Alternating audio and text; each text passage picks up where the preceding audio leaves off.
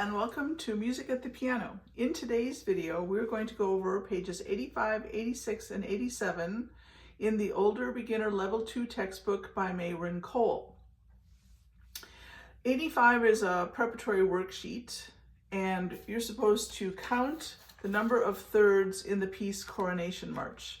And we'll do that when we get there. The letter names of these thirds. This is a treble clef sign. It curls around the line that is G. So this line is G. And in the alphabet, the letter name, a third below G is E, right? E, F, G. So you got E and G, and then this is E with a third of C. This line right here is middle C, and the space below it is the B. Here's middle C, and this is that B.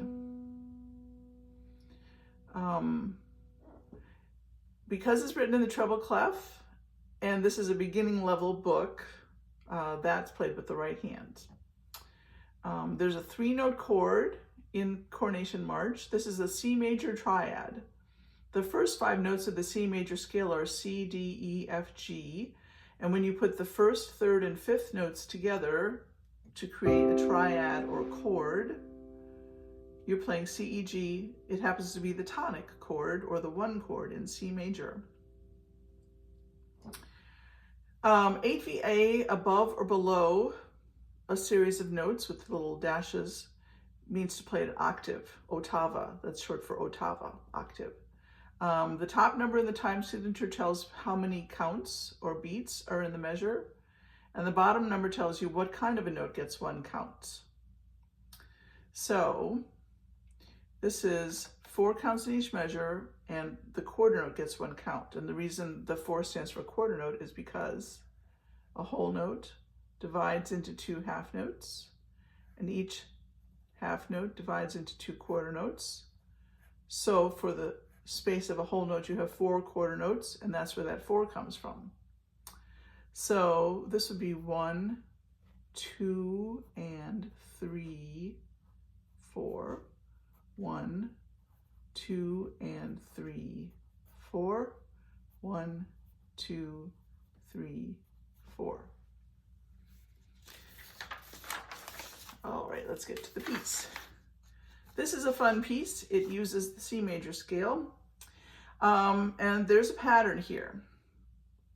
So the right hand in measures 1 to 4 is exactly the same as the right hand in measures 9, 10, 11, and 12. It looks like the left hand is different, but it's only an octave lower. So you have middle C, down a second, up a second, down a second, down a second, down a half step, a chromatic half step, back up, down, and this is the same thing, only an octave lower. This is bass C, or if you want to go with C4, and then this is C3, down an octave. There's the B, C, B, A flat, A flat. And then this 4 bars could be called little phrase B. And it starts off somewhat similar, except that it's single notes instead of thirds. Over here it's thirds. And then these 2 bars are different because this is always this is the halfway point, and you're gonna have a feeling not of finishing. It's an unfinished feeling, whereas this is a very finished feeling. Right? That feels like the end because it's the tonic. Repeat it. Many composers do this. They repeat the tonic a lot, so you know, hey, the piece is over. And I have to get ready to stand up and go home. Here's your pedal mark. Down, hold up for extra sonority. So I'll play the right hand, and you can clap and count the right hand. The left hand is all quarter notes and half notes, and I would hope that by this time you would not have a lot of trouble with quarter notes and half notes. But we'll clap and count here just to get going on it. 1, 2, ready, go. 1, 2, and 3, 4. 1, 2, and 3, 4. 1, 2, and 3, 4. 1, 2, and 3, 4. 1, 2, and 3, 4. 1, 2, and 3, 4. Let's talk about that in a minute. I'll hold 2, 3, 4. 1, 2, and 3, 4. 1, 2, and 3, 4. 1, 2, and 3, 4.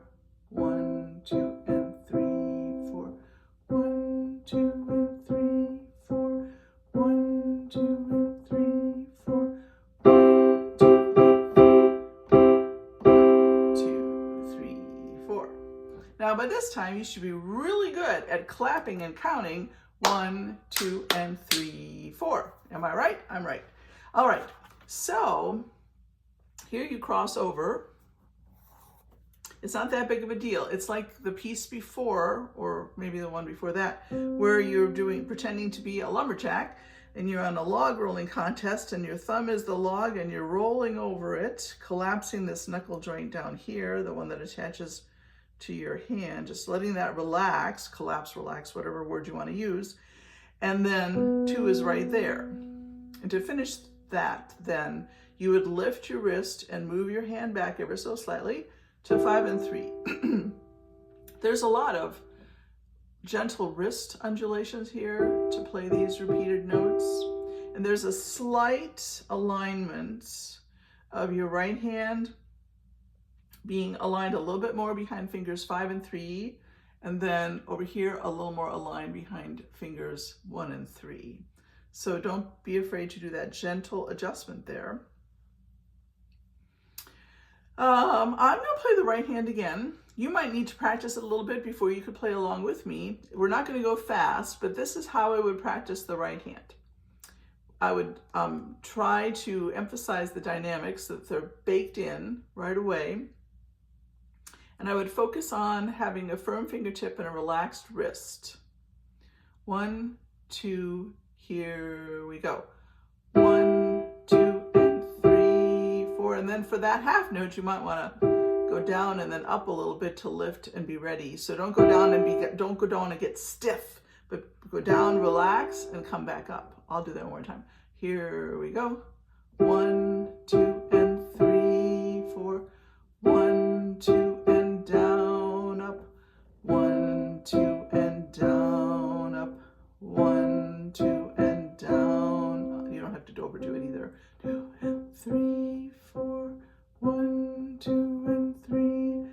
For a beginner, probably an arm motion mostly. A little bit of wrist and a little bit of arm is going to be best for that. If you're older and advanced, you would know how to do a quick thumb flick, but we're not there yet. So I'll do it from here again. Here we go. 1, 2, and 3, 4. 1, 2, and 3, 4. Crossover, crossover, roll over. Hold to lift and move. 1, 2, and down, up. 1, 2, and down, up. 1, 2, and down, up. 1, 2, and down, up. 1, 2, and 3, 4. 1, 2, and get ready for the big finish. 1, 2, and 3, 4. 1, 2, 3, 4. So that's kind of fun. Now, this is just walking down, and you would gently bring your arm behind the fingers as you go down from finger 1 to finger 4. Just let your arm follow. Then you'll have to, at measure 7, you'll have to lift your hand and move to put your thumb, just drop your thumb on G and do that. And then that's a pretty advanced thing to tuck under. If you align your arm behind each finger as it plays, your thumb will practically be there. This tucking under business is going to lead to tension right here. It's an old-fashioned way of approaching it. You don't need to tuck under. And you don't need also to keep your arm, like your fingers perpendicular to the keys like that, and then suddenly have to tuck your thumb under without moving any other thing. No, that's very bad. You want to just take it with you as you go. I had harpsichord lessons for a few years, and that made me a lot more flexible in my approach to the keyboard, because historically, some of their fingerings were like,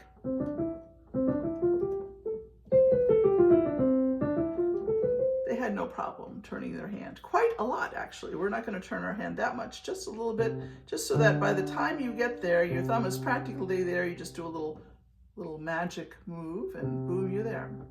Okay, so here's our left hand. Ready, go. 1, 2, 3, 4. 1, 2, 3, 4. Finger 3, finger 4 on that black key. Don't be afraid to be in the keys here. You don't want to be out here trying to go like that. You want to be right there. So before you start the piece, I'll have to start over now. Get your fourth finger on the A flat. Get it there where it's comfortable. And this will be something like what your hand will look like. It won't look exactly like this because my hand is my hand and your hand is your hand. But something like this is perfectly fine. You don't want to be like this and then have to like quickly go like that. That's very inefficient. Here we go. 1, 2, 3, 4. 1, 2, 3, 4. 1, 2, 3, 4. 1, 2, 3. Now you can straighten up a little bit. Bring your third finger down. Move your hand.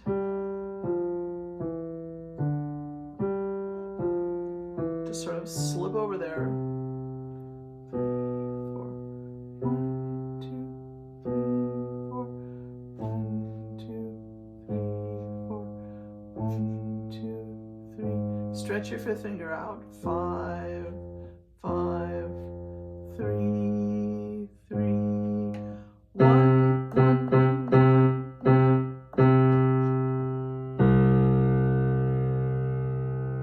And if you have a person with a small hand, a karate chop is fine right there. Okay, so to learn it, I would suggest these two measures first, because that's fun.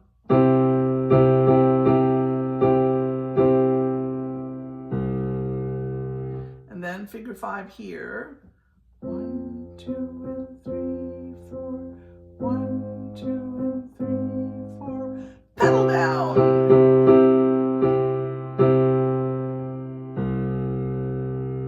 All right. Now, because by now you should be pretty familiar with this idea, let's try from here. 1, 2, ready, go.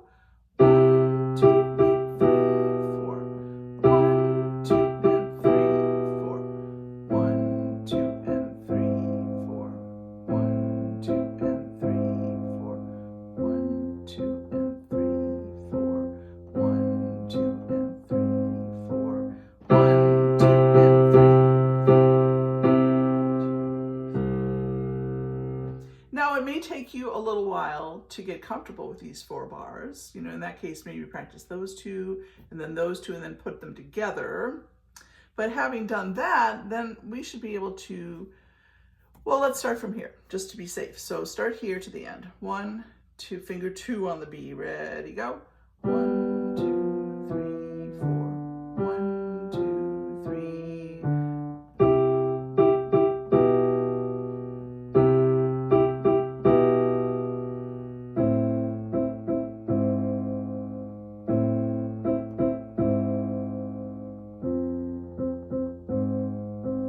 Just kidding. I was reading ahead too far.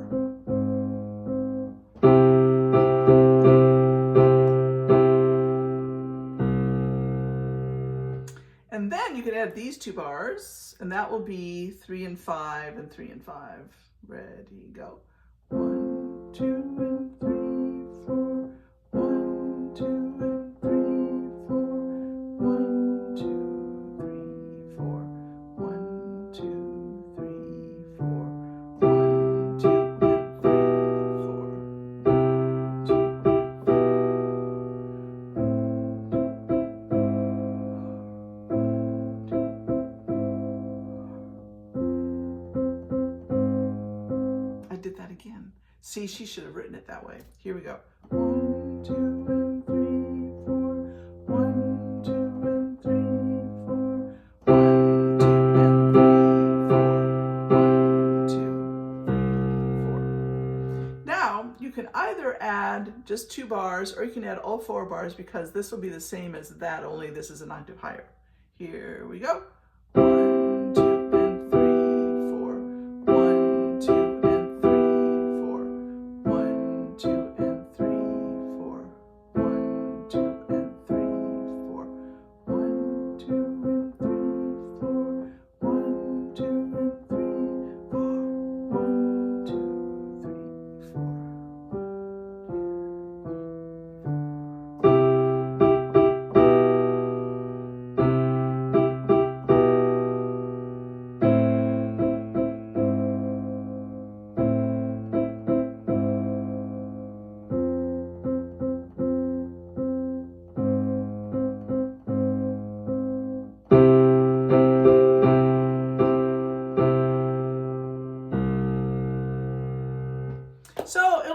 take you a little more repetition to get it all to that point, but I wish you luck. And let's look at the follow-up page, interval review. Remember, interval means the distance between two notes, and you count each note in the interval. So when you have a line note to the very next space note, that's a second. A space note to space note skipping a line note, well, that's three things, that's a third. A line note to a line note skipping a space note is also a third. Space note, skip a line, skip a space line is a fourth. Line note, skip a space, skip a line space is also a fourth. I hope you said that's a third. That's a second. Third. Third. Fourth. Fourth. Second. Third. Fifths are like thirds in that they're either space, space, or line, line, but there's more stuff in between them. 1, 2, 3, 4, 5. Including both notes, it's 5 lines and spaces. And they skip 3 white keys on the keyboard. So 1, 2, 3, 4, 5. 1, 2, 3, 4, 5. 1, 2, 3, 4, 5. I'm playing them in major 5-finger patterns. Those are all fifths. Sixths are like fourths. It's either line to a space or space to a line, but there's more lines and spaces in between. So 1, 2, 3, 4, 5, 6. Line note to a space note, skipping space, line, space. Or a space note to a line note, same difference. So here, this one is a fifth, fourth, sixth, fifth, fifth, fifth, fourth, fourth, sixth. So if it's line, line, or space, space, it'll be an odd numbered interval like a third or a fifth or a seventh, sneak preview. And if it's a space to a line, it's a second, a fourth, or a sixth.